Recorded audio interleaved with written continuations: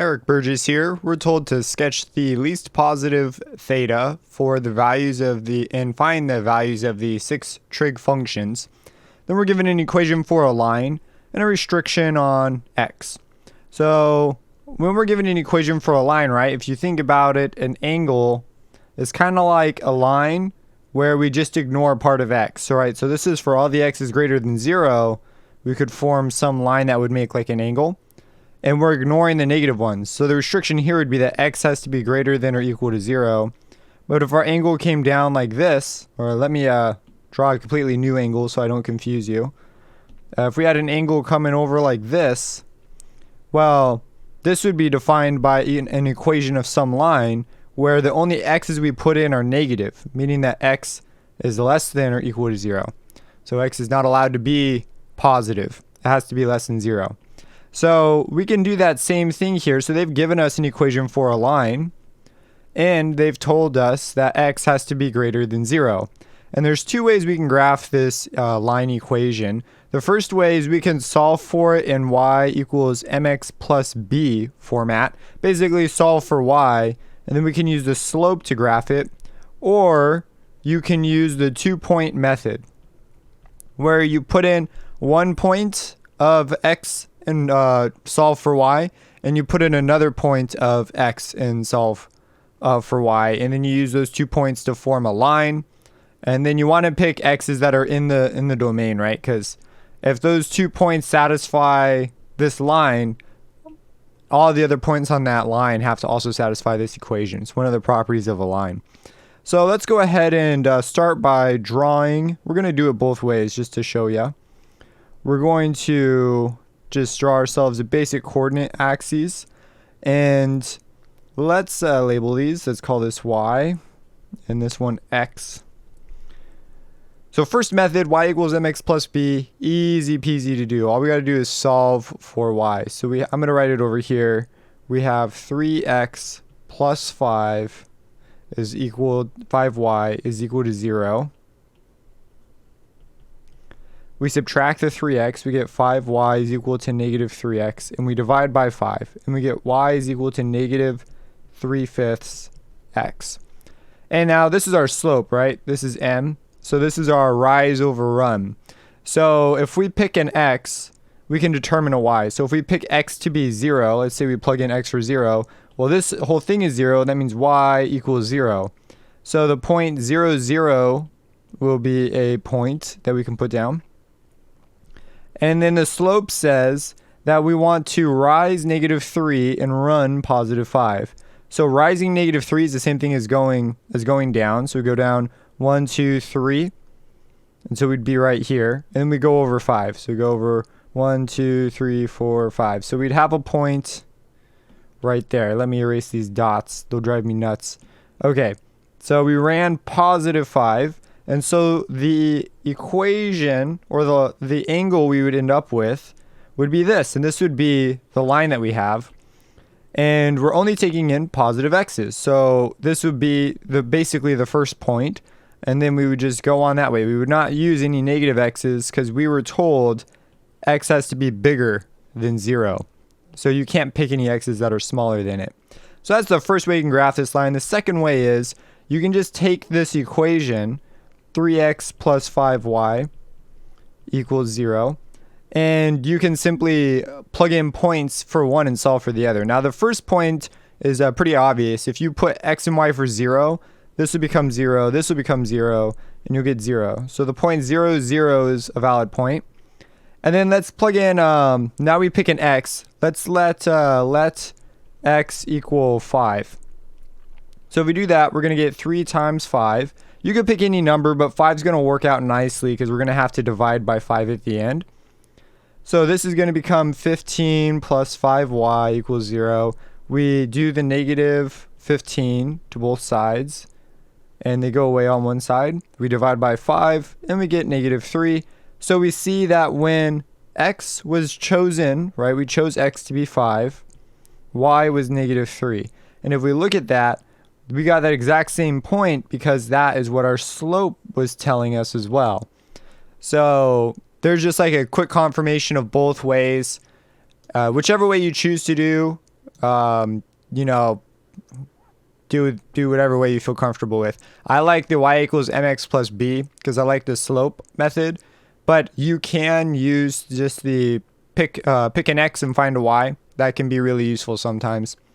So okay, now that we have this, we can find our 6 trig functions. So I guess we should label our theta first. So theta is the angle, right? We start at 0 degrees and we're going down around in positive measure. So the positive direction is this way. We come around like that. This is our angle theta. So now we have our theta defined, and from theta we can drop an altitude, and we always drop altitudes to the x-axis. So it comes down like that to form a right angle. And now we've got this new triangle. I'll do it in green here. We've got this triangle.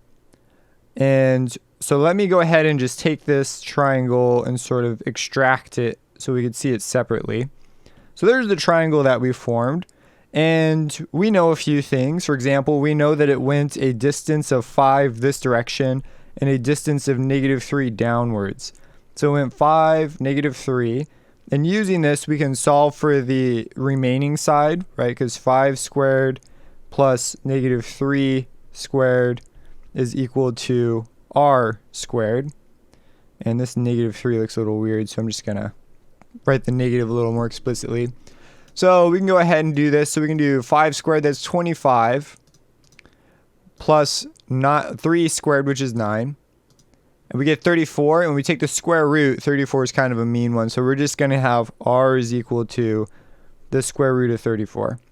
Remember, we defined r as a distance function, so we're just going to take the positive. And so we're going to get this as the square root of 34.